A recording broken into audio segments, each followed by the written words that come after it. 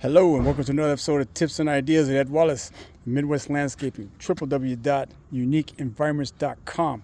We're here in Los Angeles looking at a Kurapia job that was put in probably like about a couple years ago. And a client called me and asked me if he has some challenges with the Kurapia and wanted me to come by and take a look. So upon coming over and inspecting, it looks like we had a little situation where it was overwatering.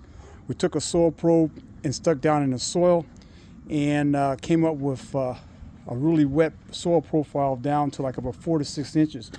And so I recommended to him that if we cut off the watering. This is November. We're supposed to have El Nino and whatnot, but they've been watering quite a bit. So the Kurapia doesn't like a lot of water. And so we decided to cut the water off and to help make sure we don't get any type of funguses or stuff like that. We utilize a product that I mentioned in an earlier video. It's called SeaExtra, made by the Scott's company. And this is going to help prevent any kind of brown patch or any kind of other fungal diseases. And we watered it in with some SeaExtra nutritional supplement. It's a biostimulant and also a humectant. We use this dialing spray to meter it out and what we needed to do. And then I came through and actually raked off any kind of chaff or whatever so that the existing Kurapia could breathe. We can get it aired out. So that's the chaff that I've raked off of the whole yard. He's going to come through and kind of take out these dandelions because we don't want those to go to seed and spread everywhere. But other than that, this side over here is pretty interesting because it looks like it's doing really well. It doesn't have the same amount of challenges that the other side had.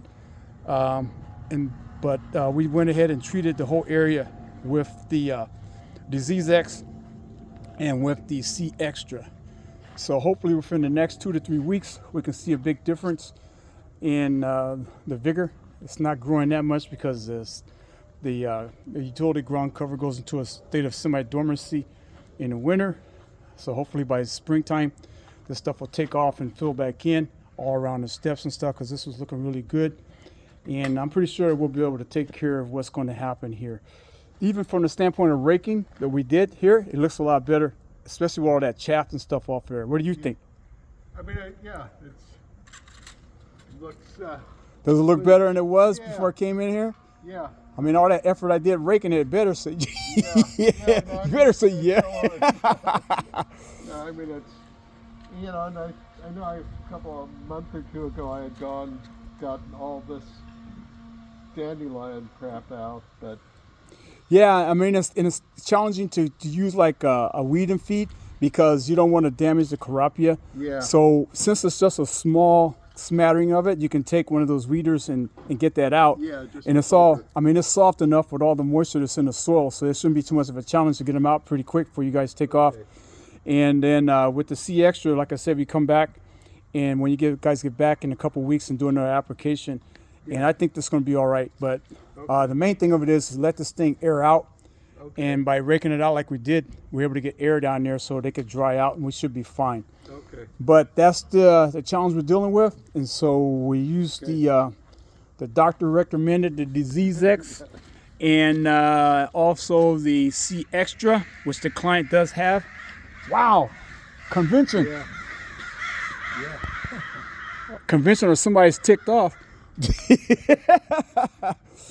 Ed Wallace, Midwest Landscaping, www.uniqueenvironments.com. What do you got to say? This has been in for 2 years. What's your comments about this Kurapia? Up until recently, it looked quite good. It had some beautiful flowering over the summer. So, but you think that? Okay, gotta go. Okay. Thank you. Okay. See ya.